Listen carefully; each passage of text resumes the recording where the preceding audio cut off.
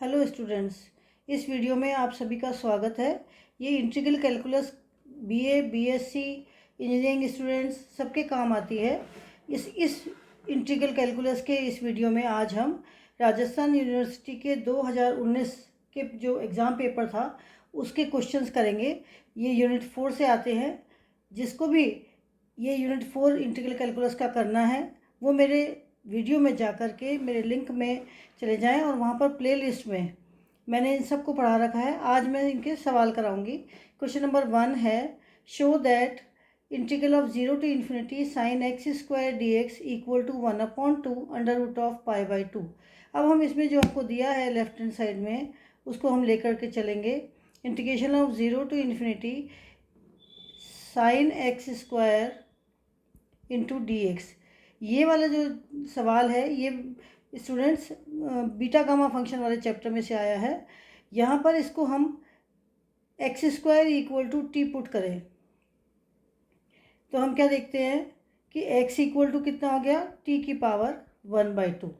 जब x equal to T की power 1/2 है तो एक तो हम इसमें लिमिट लगा देंगे और दूसरा हम इसका डिफरेंशियल कर देंगे। तो dx, क्योंकि यहाँ पर हमको dx चाहिए तो dx इक्वल टू हो गया 1/2 टी की पावर -1/2 dt। ये आप सबको पता है कैसे निकालते हैं। अब हम लिमिट्स निकालें। व्हेन x इक्वल टू 0 तो t इक्वल टू 0 हो गया। When x equal to infinity that implies t is also equal to infinity. तो ये दो लिमिट रख करके और ये सब्सटीट्यूशन करके हम इंटीग्रल को दोबारा से लिखते हैं। Integration of 0 to infinity sine x square d x equal to integration of 0 to infinity sine t 1/2 t की पावर -1/2, ये हमने रखा dx की जगह, इंटू dt। अब हम इसको जैसे सिंपल इंटीग्रेट करते हैं वैसे इंटीग्रेट करेंगे। Is equal to 1/2 integration of 0 to infinity t की पावर, इस टी की पावर -1/2 को हम 1 - 1/2 कर देते, 1/2 - 1 कर देते हैं तो ये आएगा 1/2 - 1 into sine T D T. अब यहाँ पर अगर हम n इक्वल टू 1/2 ले लें तो हम इस फॉर्मूले को यूज़ करेंगे। जो फॉर्मूला है integration of 0 to infinity x की power n - 1 sine b x d x, ये हमारा एक फॉर्मूला है बीटा गामा फंक्शन में। इसको आपको याद रखना है और इसको हम यूज़ करेंगे। ये फॉर्मूला होता है गामा n अपॉन बी की power n into sine n pi by 2। अब हम इस फॉर्मूले को यहाँ पर लगा लेंगे तो ये विच इज़ इक्वल टू 1/2, यहाँ पर गामा n आएगा। n हमारा कितना है यहाँ पर 1/2, तो ये हो गया गामा ऑफ 1/2 अपॉन 2, तो 1 की पावर, ये b की पावर n है तो b कितना है यहाँ पर 1 है तो ये 1 की power 1/2 into sine n pi by 2। n कितना है 1/2 into pi by 2 which is equal to 1/2 gamma 1/2 into sine pi by 4। और हम ये अच्छे से जानते हैं कि गामा 1/2 इक्वल टू होता है अंडर रूट ऑफ पाई, तो उसे हम यूज़ करेंगे यहाँ पर। Which is equal to 1/2 under root of pi into sine pi by 4 होता है 1/√2। ये भी आपको पता है sine pi by 4 equal to होता है 1/√2 विच इज़ इक्वल टू कितना हो गया 1/2 under root of pi by 2 which is equal to right hand side. तो ये देखिए यहाँ पर यही हमें सिद्ध करना था 1/2 into under root of pi by 2। इस तरह से आपको इस सवाल को हल करना है। नेक्स्ट सवाल हम करते हैं, evaluate the following integral by changing the polar coordinate. अब हमको ये जो क्वेश्चन दिया हुआ है इस क्वेश्चन में 1 भी क्या है, evaluate the following integral by changing the polar coordinates. अब हमको यहाँ पर ये x और y की टर्म्स में हमको लिमिट्स दी हुई हैं और इंटीग्रल सॉल्व करना दिया हुआ है। तो पहले हम इसको पोलर कोऑर्डिनेट में चेंज करने के लिए सबसे पहले हम क्या करेंगे, इसका ग्राफ बनाएंगे। तो लिमिट्स हमको क्या दी हुई है, limits given x equal to y ये देखिए यहाँ पर जब ये dx लिखा होता है पीछे, तो ये लिमिट पहले वाली इसकी होती है। तो एक x की लिमिट कितनी हो गई, y and x equal to a, ये हमको लिमिट दी हुई है। दूसरी हमको दी हुई है ये पीछे वाली limit y equal to a 0 and y equal to a। अब इन एरिया से ये घिरा हुआ है हमारा, तो इसका हम डायग्राम बनाते हैं। तो ये जो डायग्राम हमारा क्या होगा, यहाँ पर हमने x एक्सिस और y एक्सिस ले लेना है। पहले ये हमने लिया x एक्सिस और ये हमने लिया y एक्सिस। अब इस x एक्सिस में हमारे पास में x इक्वल टू वाई या y इक्वल टू एक्स हम कहें, तो ये वाला हमारे पास में y इक्वल टू एक्स हमारे पास में एक आ गया। इसके बाद में y इक्वल टू ये 0 होता है हमारे पास। यहाँ पर ये जो हमारे को दिया हुआ है x इक्वल टू a, तो ये हमारे पास में x इक्वल टू ये वाली लाइन हो गई। ये o है, ओरिजिन है ये। और ये यहाँ पर हमको क्या दिया हुआ है, पॉइंट b। ये पॉइंट हम a ले लें, ये पॉइंट यहाँ से भी a डिस्टेंस पे है, तो ये कितना हो गया a, a, क्योंकि x बराबर भी a है और y बराबर भी a है। तो ये जो पॉइंट b है ये a और a हो गया। अभी जो हमको सवाल को हल करने को दिया हुआ है वो इस दिशा में दिया हुआ है कि हमने एक y की स्ट्रिप ली और उसका हमने एक लिया, और ये नीचे से लेके ऊपर तक जब ये चलती है तो y इक्वल टू 0 से लेके y इक्वल टू x को कवर करती है। x इक्वल टू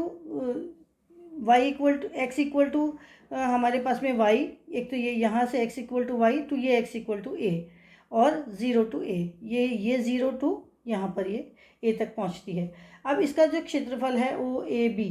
अब इस क्षेत्रफल में अब हम इसको पोलर कोऑर्डिनेट में जब हमको चेंज करना होता है तो पोलर कोऑर्डिनेट का हम डायग्राम बनाएंगे। तो ये हमारे पास में x एक्सिस है, ये हमारे पास में y एक्सिस है, तो ये r और ये थीटा हो जाती है। यहाँ पर ये O है, ये पॉइंट B है, ये पॉइंट A है। यहाँ पर इसको हमने इससे मिला दिया।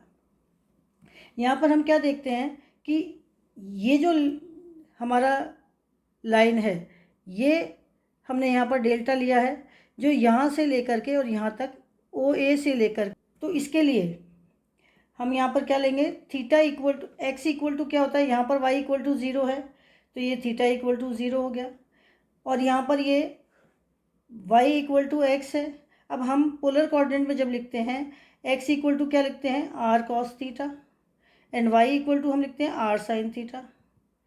तो y इक्वल टू जब हम x करेंगे तो वो क्या हो जाएगा, r sin theta equal to r cos theta. तो ये हमारे पास में हो जाएगा r sin theta equal to r cos theta, that implies sin theta upon cos theta equal to 1, means tan theta equal to 1, that implies theta equal to कितना हो गया, π/4। तो यहाँ पर हमारे पास में थीटा इक्वल टू कितना आया, ये π/4, और यहाँ पर ये थीटा इक्वल टू 0। तो एक लिमिट हमारे पास में थीटा की क्या लिमिट हो गई, 0 टू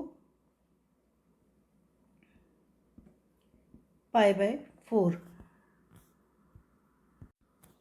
तो यहाँ पर थीटा की वैल्यू 0 से लेकर π/4 हो गई। अब हमको यहाँ पर r की वैल्यू निकालनी है, जो कि 0 से लेकर के और यहाँ पर निकालनी है। तो r हमारे पास में क्या आएगा, यहाँ पर ये देखिए x बराबर हमको यहाँ पर a दिया हुआ है, और x बराबर a दिया हुआ है, तो यहाँ से हम इस वाली टर्म से हम क्या लिखेंगे, यहाँ पर a equal to r cos theta, that implies r equal to कितना हो गया, a sec थीटा। तो यहाँ पर r इक्वल टू कितना हो गया हमारे पास में, a sec theta, r equal to हमारे पास में हो गया यहाँ पर a sec थीटा। अब ये हमको लिमिट्स को चेंज करेंगे और उसको हम हल करेंगे।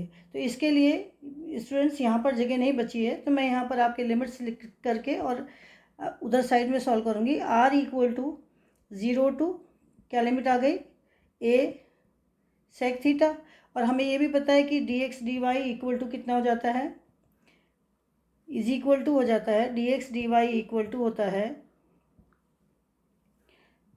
r cos theta, sorry r d theta dr,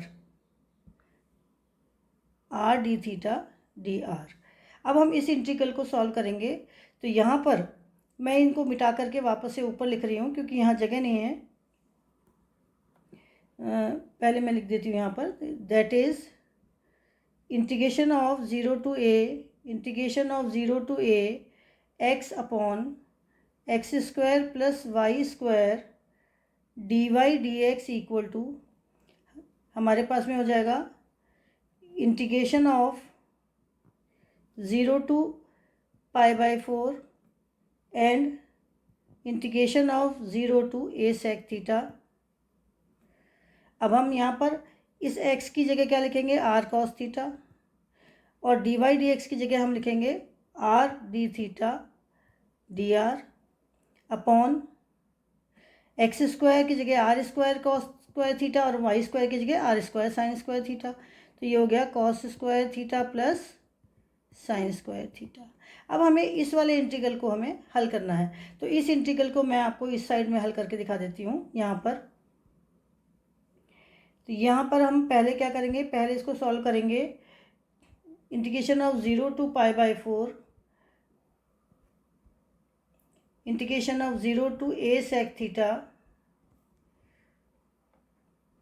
cos theta d theta. यहाँ पर देखिए, यहाँ पर ये आर स्क्वायर से ये आर स्क्वायर से ये आर स्क्वायर कट गया और ये इक्वल टू 1 हो गया। तो यहाँ पर कॉस थीटा हो गया, डी आर, ये आर के लिमिट है अंदर वाले हमारे पास में, तो इसको हम लिखेंगे डी आर, बाहर आएगा डी थीटा, क्योंकि ये हमारी लिमिट थीटा इक्वल टू है, ये आर इक्वल टू है, which is equal to integration of zero to pi by four cos theta into, क्योंकि ये हमारा आर में है तो ये हो गया आर, लिमिट आ गई 0 a sec theta into d theta, which is equal to a integration of zero to pi by four cos theta, limit लगा दी ऊपर नीचे, ये हो गया सेक थीटा डी थीटा, और sec theta d theta equal to होता है 1, ये कट जाएंगे आपस में।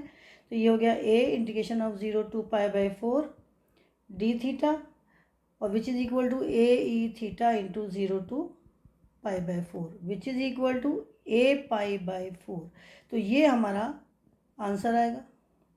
तो इस तरह से आपको यहाँ पर जो इसकी वैल्यू है ये क्या आई हमारे पास में, a pi by four, which is equal to a pi by four, ये हमारा आंसर आएगा। अब हम नेक्स्ट क्वेश्चन करते हैं। क्वेश्चन नंबर है हमारे पास में सेकेंड क्वेश्चन नंबर है, सेकेंड क्वेश्चन है हमारे पास में, change the order of integration in the following integral. अब यहाँ पर हमें कोई जो इंटीग्रल दिया हुआ है, integration of zero to two a, integration of under root of two a x minus x square और under root of two a x v x y d x d y. अब हमें सिर्फ ये integral का order change करना है, इसको हल नहीं करना है। तो ऑर्डर चेंज करने के लिए सबसे पहले हम इसके इंटीग्रल की वैल्यूज़ देखते हैं कि क्या क्या हमको दी हुई है। पीछे यहाँ पर ये जो हमारे पास में डी वाई दिया हुआ है, इस डी वाई के लिमिट को, मतलब y की लिमिट, और इसी तरह से ये जो यहाँ दिया हुआ है x, तो ये इसकी x की लिमिट ये वाली हो जाएगी। तो इसको हम यहाँ पर नीचे लिखते हैं। दिए हुए समाकलन की सीमाओं से हमने क्या देखा, y इक्वल टू क्या हुआ, under root of two a x minus x square and y is equal to under root of two a x, और x की लिमिट हमको दी हुई है 0 और 2a। इसका मतलब क्या हुआ हमारे पास में, y इक्वल टू जब 2ax माइनस एक्स स्क्वायर होता है तो हम दोनों तरफ से जब स्क्वायर करेंगे तो y square equal to 2ax minus x square हो जाएगा। और ये क्या है, ये एक हमारा सर्किल का समीकरण है। सर्किल के समीकरण में जो कि कहाँ से गुजरता है, सेंटर A0 से। इसको हम कैसे निकालेंगे, इसको जब हम निकालेंगे तो यहाँ पर ये देखिए, यहाँ पर x square plus y square minus twice a x is equal to 0, that implies x minus a का whole square plus y minus 0 का whole square equal to a square. इसको हम जब सम अप करेंगे तो ये इस तरह से आ जाएगा। इसका मतलब यहाँ इसका जो सेंटर है ए और ये सेंटर है 0। तो इस तरह से हमने यहाँ पर इसका हमको एक सर्किल मिलता है। और इसी तरह से जब ये दूसरा है y is equal to under root of 2ax और y, तो इसको जब दोनों तरफ से स्क्वायर किया तो वाई स्क्वायर बराबर 2ax ये आ गया। अब हम जब इसको सॉल्व करते हैं सवाल को, तो ये जो हमारा पैराबोला बन रहा है और ये हमारा सर्किल बन रहा है, तो इन दोनों को हम ड्रॉ कर लेंगे पहले, और उसके बाद में उसकी लिमिट्स ये जो हमको चेंज करना है ऑर्डर ऑफ इंटीग्रेशन का, वो चेंज करना सीखेंगे। तो देखिए सबसे पहले हम क्या करेंगे कि हमने ये एक एक्स वाई एक्सिस बनाया है, यहाँ पर ये हमारी एक्स एक्सिस है और ये हमारी वाई एक्सिस है, दोनों में बना दीजिए इसको। यहाँ पर हमने x square plus y square minus twice a x, ये जो सर्किल है ये मैंने इसको सर्किल को ड्रॉ कर दिया। इस सर्किल का जो सेंटर है वो क्या है, A0, ये यहाँ पर लिखा हुआ है। इसी तरह से एक पैराबोला हमने ड्रॉ किया, ये वाला, ये है y square equal to twice a x, दोनों चीज़ें हमने ड्रॉ कर दी। अब हमको यहाँ पर देखिए कि यहाँ पर जो हमको दिया हुआ है, ये जो इंटीग्रल दिया हुआ है ये पीछे y से दिया हुआ है, तो ये y के लिमिट लगी हुई है। तो हमने यहाँ पर क्या किया, y के पैरेलल, इस y के पैरेलल हमको इस स्ट्रिप को चलाना है। जैसे जैसे ये स्ट्रिप हम चलाते जाते हैं तो ये यहाँ से शुरू होती है 0 से लेके, तो इसको आपको पूरी लैंग्वेज में लिखना है। समाकलन का क्षेत्र OBACO कौन सा है, OBAC और O। तो ये जो हमारा समाकलन का क्षेत्र है अंदर वाला, इस क्षेत्र में हम एक स्ट्रिप ले लेंगे वाई एक्स के पैरेलल, यहाँ पर ये डेल्टा एक्स और ये डेल्टा वाई हो जाएगा।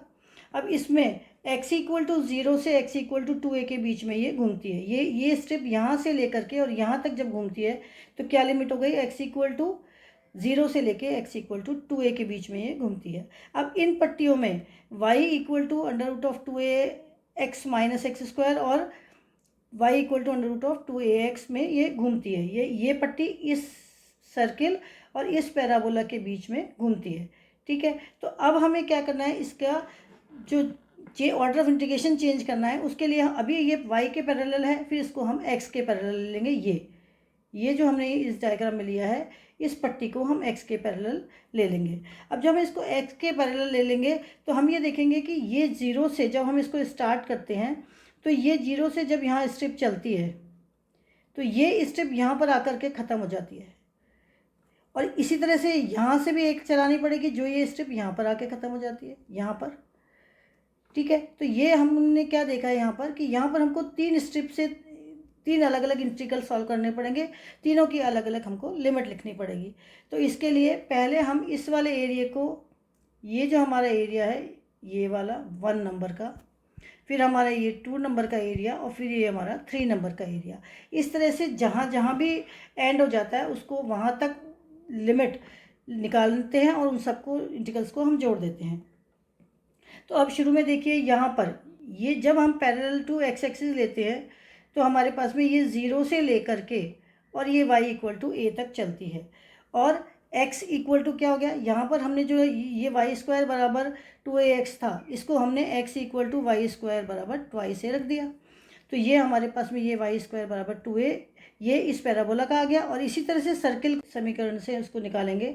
यहाँ से हम क्या देखते हैं, a square minus y square equal to x minus a का whole square, that implies x minus a is equal to plus minus under root of a square minus y square, और x equal to a plus minus under root of a square minus y square. ये हमारे पास में x की एक तो 0 आ जाएगी और एक ये वाली लिमिट आ जाएगी, तो ये 2 3 में डिवाइड हो जाएगी। पहले इस वाले में हम इस वाले को करते हैं, तो इस वाले को करने के लिए एक लिमिट 0 से स्टार्ट होती है और उसके बाद में a तक जाती है, ये a तक जाती है। तो ये हमारी लिमिट होगी y की, कहाँ से, जब x के पैरेलल हम करते हैं तो ये जो लिमिट है 0 से लेकर के y की, y इक्वल टू 0 से लेके y इक्वल टू a तक। तो एक हमारी लिमिट हो गई y इक्वल टू 0 से लेकर के और y इक्वल टू a तक। इसी तरह से दूसरी जो लिमिट है वो हम यहाँ पर क्या देखेंगे, x की जो लिमिट है इस पैराबोला से स्टार्ट होती है और इस सर्किल पे ख़त्म होती है। ये वाला जो सर्किल की हमारे पास में है ये कौन सा है, इस इंटीग्रल को हल करते समय स्टूडेंट्स तीनों आपको समझनी है। तो जैसे ये पहला हो गया, इस पहले में यहाँ से y इक्वल टू 0 से लेके y इक्वल टू a तक है, दूसरे में भी y इक्वल टू 0 से लेके y इक्वल टू a तक है, लेकिन x की क्या होगी, यहाँ पर तो हो जाएगी x equal to y square by 2a upper limit, और नीचे वाली जो लिमिट है ये हो जाएगी this x equal to a minus a square minus y square under the root. इसी तरह से इधर वाली जो लिमिट हो जाएगी वो लिमिट क्या हो जाएगी, x equal to a plus under root of a square minus y square, और बाद वाली लिमिट क्या हो जाएगी y इक्वल टू 2a। तो ये हमने यहाँ पर लगाया। वाई स्क्वायर अपॉन 2a, ये x की लिमिट हो गई और ये x की लिमिट हो गई और ये y की लिमिट हो गई, y equal to 0 to y equal to a।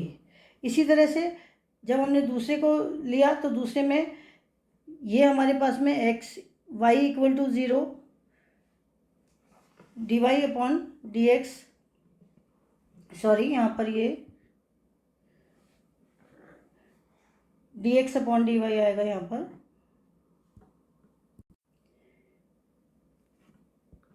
dy upon into d x आ जाएगा यहाँ पर।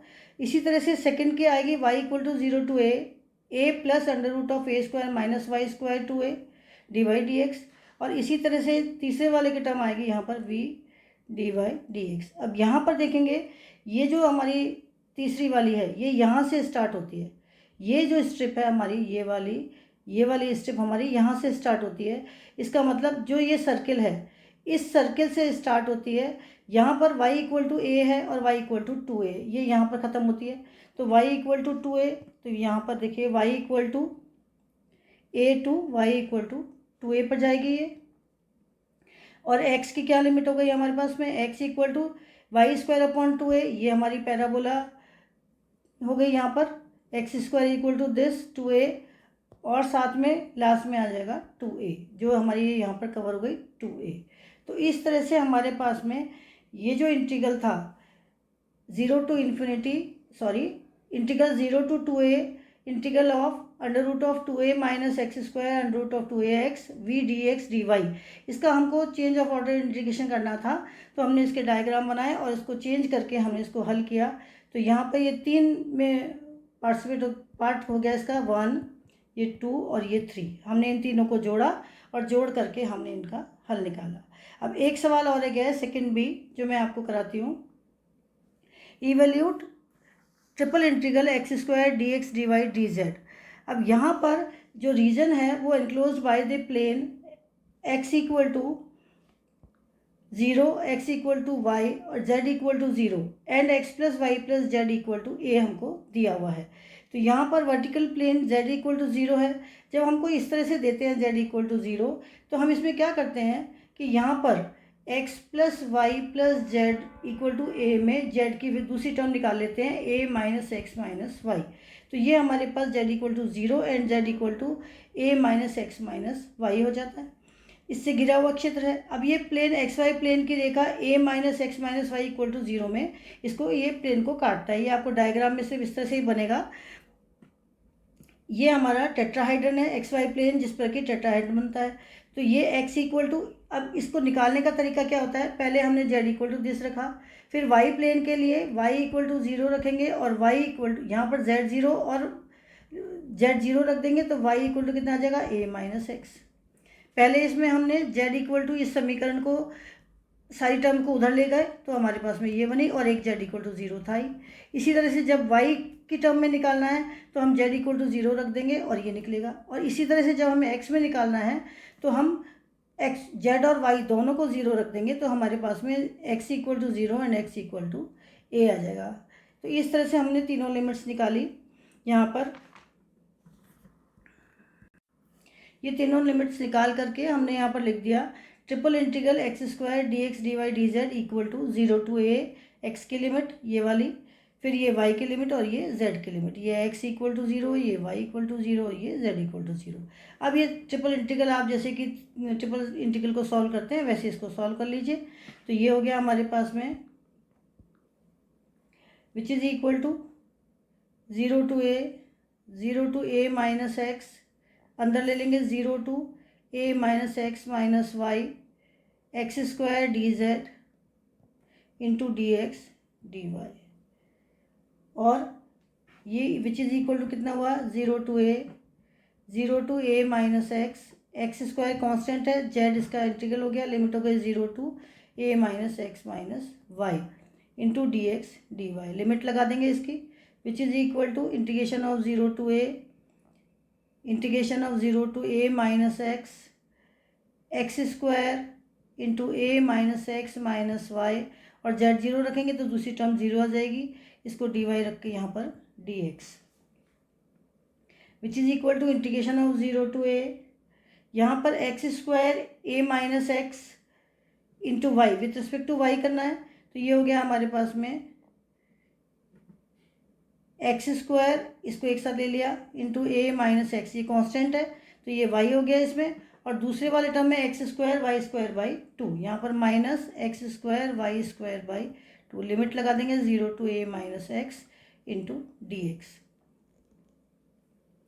विच is equal to integration of 0 to a x square a minus x का whole square minus 1/2 x square a minus x का whole square into d x, which is equal to 1/2, यहाँ से हमने 1/2 बाहर निकाल दिया,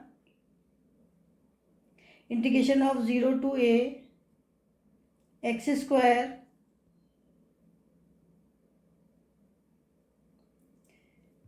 स्क्वायर इंटू ए minus x का whole square, इसमें से और इसमें से इसको माइनस करेंगे तो ये हमारे पास में आ जाएगा 1/2 x square a minus x का whole square into d x, which is equal to, खोल देंगे इसको, integration of 0 to a x square into a square plus x square minus twice a x into d x, और खोल देंगे 1/2 a square x square 0 to a plus x4 minus twice a x cube into d x, इसको integrate कर देंगे 1/2 a square x cube by 3 minus twice A x4/4 plus पहले मैंने इसका कर दिया, ये इसका आ जाएगा, फिर x5/5 which is equal to 1/3, यहाँ पर लिमिट 0 टू ए हमने लगा दी, तो 1/3 ए की पावर 5 माइनस 1/2 ए की पावर 5 प्लस 1/5 ए की power 5, which is equal to इन सबका एलसीएम ले लिया और मल्टीप्लाई करके सिंप्लीफाई किया, तो ये हो गया 1/60 ए की पावर 5, ये हमारा आंसर हो गया। तो इस तरह से मैंने आपको यूनिट 4 के क्वेश्चन 1 का ए बी और मतलब क्वेश्चन नंबर 7 का ए बी और 8 का ए बी कराया। तो यूनिट 2 में 4 क्वेश्चन आए आपके, उन चारों क्वेश्चनों को मैंने हल कराया। अगर आपको कोई चीज़ समझ में नहीं आती है तो कमेंट्स में जा करके मुझसे पूछ सकते हैं, और आपको अगर वीडियो पसंद आया या समझाना भी पसंद आया हो तो आप मेरे चैनल को सब्सक्राइब कर सकते हैं और साथ में शेयर भी कर सकते हैं। Thank you.